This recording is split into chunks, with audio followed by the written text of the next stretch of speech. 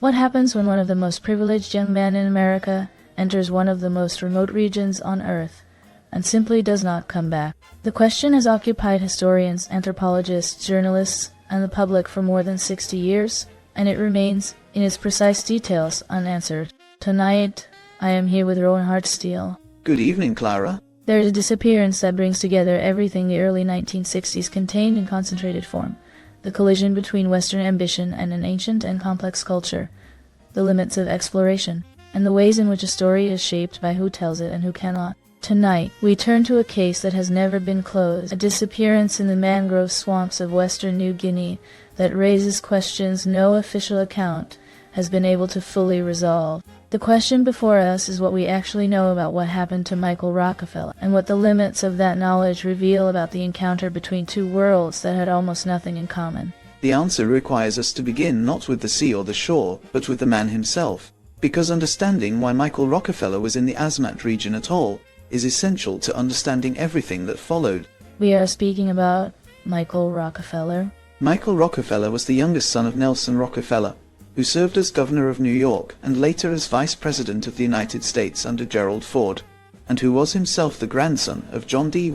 Rockefeller, founder of Standard Oil, and one of the wealthiest individuals in American history. Then let us begin with who Michael was, and with the path that brought him to one of the most inaccessible coastlines. Michael Rockefeller was born in 1938, the fifth of 6 children in a family defined by political influence, cultural patronage, and immense wealth. His father Nelson was a serious collector of art, and had helped establish the Museum of Primitive Art in New York City, an institution dedicated to the artistic traditions of non-Western cultures. Michael absorbed this cultural orientation from childhood.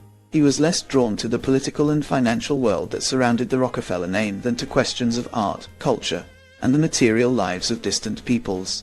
He studied social relations and economics at Harvard, graduating in 1960, and immediately joined an expedition to Dutch New Guinea organized by the Film Study Center at Harvard. The expedition was led by Robert Gardner, and was aimed at documenting the life of the Dani people of the Baliem Valley, in the Central Highlands. So his first contact with New Guinea came through filmmaking and anthropological documentation, rather than through an interest in collecting? Yes, and the experience transformed him.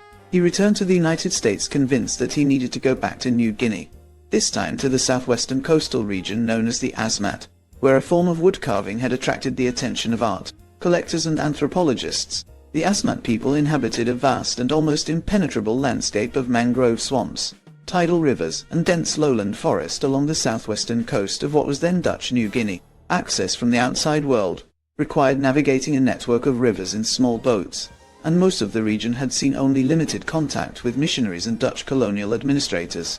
The Asmat were known for their elaborate tradition of woodcarving, producing bisque poles, canoes, shields, and other objects that carried complex ritual significance. These carvings had begun to attract serious interest from Western museums, and Michael Rockefeller intended to collect examples for what would eventually become the Rockefeller Wing at the Metropolitan Museum of Art. So he arrived as both a scholar and a collector, in a region where the two roles were not always easy to separate. Yes, and that tension is important context for understanding what followed. The collecting of ritual objects from a culture whose members did not fully understand what the exchange meant in Western museum terms was a practice that later anthropologists and ethicists would examine with considerable critical attention. But in 1961, Michael Rockefeller was a 23-year-old Harvard graduate, operating within the norms of his time and discipline, genuinely enthusiastic about the culture he was encountering, and by all accounts willing to learn from the people he was working among. He was accompanied on the second expedition by René Wassing, a Dutch anthropologist who worked for the Dutch colonial government in the region, and who had extensive knowledge of the local communities. Together they traveled by boat through the Asmat, visiting villages, trading goods for carvings, and documenting what they encountered. So he was not traveling alone and not without some institutional knowledge of the region. No, but knowledge of a region and mastery of its physical dangers are different things, and the Asmat coast was genuinely dangerous in ways that knowledge alone could not mitigate. On the 18th of November, 1961, a catamaran-style boat carrying Rockefeller, Wassing, and 2 local Asmat guides was crossing an estuary in rough conditions when it was swamped and capsized. The boat overturned in open water roughly 3 to 5 kilometers from shore. The two local guides decided to swim for shore, a decision that proved correct for them. They eventually reached land and raised the alarm. Rockefeller and Wassing remained clinging to the overturned hull, drifting in the tidal current for many hours. So in the immediate aftermath of the capsizing, there were 4 people, and the decision each made diverged sharply. Yes, and the logic of each decision made sense from within that person's situation. The Asmat guides were strong swimmers who knew the waters and the currents. Rockefeller and Wassing were not, and staying with the overturned hull offered more immediate buoyancy. After many hours on the water, with no rescue appearing, and the shore still visible in the distance, Rockefeller reportedly told Wassing that he was going to attempt to swim to land. He tied together 2 empty fuel containers as improvised flotation devices, secured them to himself, and entered the water. Wassing watched him begin swimming toward the distant shore. That was the last confirmed sighting of Michael Rockefeller by any person whose account has been verified. So the moment of decision entering the water is the last documented fact. Everything after it is inference, testimony, and theory. Yes, and understanding what came after requires understanding what was known about the water and the shore he was attempting to reach. The waters of the Asmat coast are not simply open ocean. They are tidal estuaries subject to strong and unpredictable currents, with murky water that conceals whatever moves through it. The distance between where the boat capsized and the shore was substantial, but not impossible for a strong swimmer. Rockefeller was 23 years old and physically fit. The fuel containers would have provided some additional buoyancy. Some investigators and writers have concluded that the most parsimonious explanation is that he drowned before reaching land, possibly exhausted by hours of clinging to the hull before he even entered the water. So, the simplest explanation is that he never made it to shore at all. Yes, but the story became considerably more complicated over the following years, as testimonies emerged from missionaries, Dutch officials, and local sources that suggested a different possibility entirely. The search effort launched after the capsizing was substantial for the region. Dutch military and civilian aircraft conducted aerial searches. Boats covered the coastline and rivers. Nelson Rockefeller flew to New Guinea himself and participated in the search operations before ultimately returning home without his son. Nobody was found. No wreckage specifically linked to Rockefeller was recovered. After several days, the official search was discontinued, and Michael Rockefeller was eventually declared legally departed from life in 1964. So the official conclusion was absence of evidence, which is different from evidence of what happened. Exactly. And into that absence of evidence came a body of testimony that the Dutch colonial authorities gathered in the months following the disappearance. Testimony that suggested Rockefeller may have reached the shore near a village called Otsjanep. To understand what that testimony implied, it is necessary to understand something of the Asmat world in 1961, and specifically the context of a particular event that had occurred at Otsjanep several years earlier. In 1958, a Dutch patrol officer named Max Lepre had ordered the forced destruction of several Asmat war canoes at Otsjanep as part of a broader effort to suppress headhunting and raiding in the region.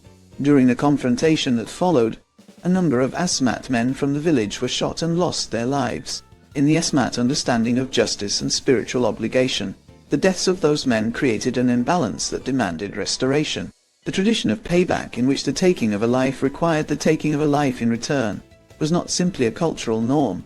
It was understood as a cosmological necessity. When Michael Rockefeller arrived in the vicinity of that village, he entered a landscape already charged with unresolved obligation. Yes, and according to testimonies that Dutch missionaries and officials gathered over the following years, this is precisely what made his arrival at the shore near Otsjanep, if he reached it, so fatally consequential. Multiple sources, including statements attributed to individuals who claimed direct knowledge of events, described a scenario in which Rockefeller emerged from the water near the village, was recognized as an outsider, associated with the colonial presence, and was attacked. These accounts were not gathered in open conditions. They were obtained in a colonial context through interpreters from individuals who had reason to be cautious about what they said to Dutch officials. The reliability of testimony gathered under such conditions is a serious methodological question. So the evidence for the most dramatic theory is real, but also complicated by how it was produced. Yes, and this is where the case becomes genuinely difficult to evaluate. The Dutch authorities who gathered the testimony were aware of its sensitivity. Their reports were classified and remained unavailable to outside researchers for decades.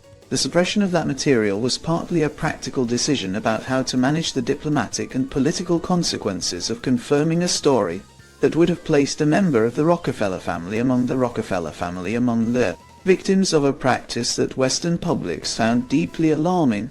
It was also, some historians have argued, a form of protection for the Asmat community itself, shielding the village from the kind of punitive response that colonial authorities might otherwise have been pressured to undertake.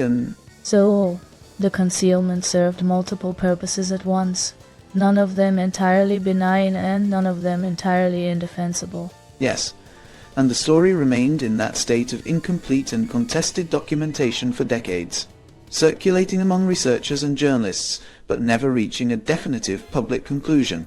The case attracted renewed serious attention in 2012, with the publication of Carl Hofmann's investigation, Savage Harvest, which drew on archival research in Dutch colonial records, interviews with surviving members of the communities involved, and extended fieldwork in the Asmat region.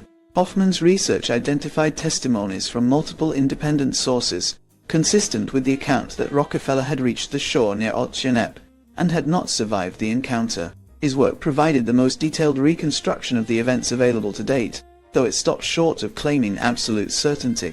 So, the most thorough investigation concluded that the dramatic theory was the most probable one, but that probability is not the same as proof. Yes, and this distinction is not merely a legal technicality. It matters for how the story is told, and for what it means to the people whose community is at its center. The framing of the Asmat as a community defined by a single violent act against a famous Western visitor erases the complexity of a culture that produced some of the most remarkable sculptural traditions in the world, and that had been subjected to colonial interventions whose own violence the Western narrative consistently minimized. So telling the story of Michael Rockefeller's disappearance responsibly requires telling the story of what Dutch colonial actions had already done in that region. Yes, the deaths at Otjanep in 1958, ordered by a Dutch officer enforcing colonial authority through the destruction of canoes central to Asmat ceremonial life, created the conditions within which Rockefeller's arrival became fatally charged. That causal chain is part of the story. Before we close tonight, let us take a brief pause and welcome Margaret Evernight. Margaret, for those who want to engage seriously with this case and its many dimensions, where would you invite them to continue? Thank you, Clara. In this case, the most direct path is also the most important one. I would suggest beginning with Savage Harvest by Carl Hofmann. So this is a work that does not simply retell the disappearance, but investigates it through genuine fieldwork and archival research. Precisely. Hofmann spent years in the Asmat region conducting interviews, consulting Dutch colonial archives, and reconstructing the sequence of events surrounding the capsizing and the search.